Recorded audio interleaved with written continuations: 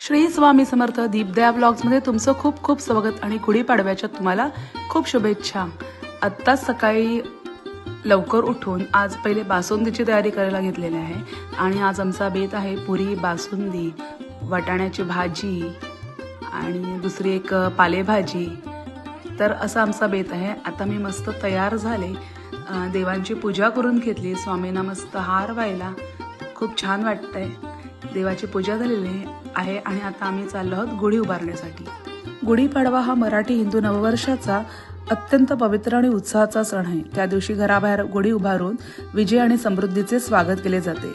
वसंत ऋतूचे आगमन होत असते एकीकडे, तसाच हा 3.5 मुहूर्तांपैकी एक मुहूर्त आहे। या दिवशी नवीन वस्तूंची खरेदी केली जाते, नवीन वाहन खरेदी केले जाते आणि विशेष म्हणजे या दिवशी कडुलिंबाला अत्यंत महत्त्व आहे।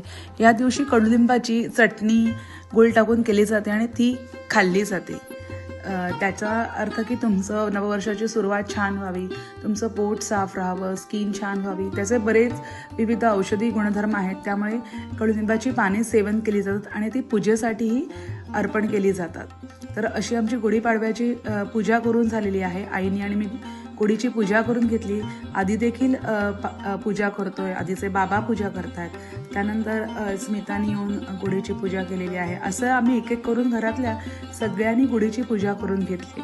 त्यानंतर आमच्या ज्या गाड्या आहेत, आत्ताच नवीन घेतलेल्या दोन्ही गाड्या, त्यामुळे आम्ही वाहनांची आमच्या सगळ्या पूजा केली आहे, गाडीची पूजा केली, त्यांना हार वाहिले आणि अशा तऱ्हेने आमचा हा गुढीपाडवा खूप छान आम्ही सेलिब्रेट केलेला आहे।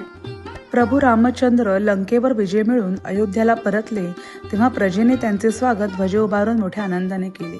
चैत्र शुद्ध प्रतिपदेच्या दिवशी प्रभू रामांचा 14 वर्षाचा वनवास संपला होता, म्हणून हा आनंदोत्सव दिवस साजरा करतात असे सांगितले जाते।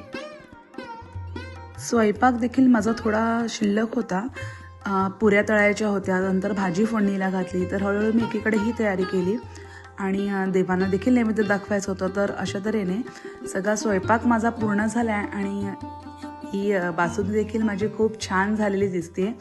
तर हा सुंदर बासुंदी पुरीचा नैवेद्य मी देवाला दाखवला आणि आमचा पाडवा छान साजरा झाला। दरवर्षीप्रमाणे यावर्षी देखील नागाव हायस्कूलमध्ये रात्री गाण्याचा कार्यक्रम होता, तो बघण्यासाठी आम्ही जाणार होतो आणि आम्ही गेलो पण, कार्यक्रम पण खूप छान झाला।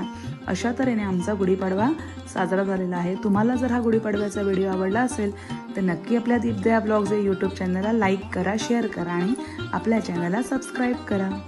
एन्जॉय।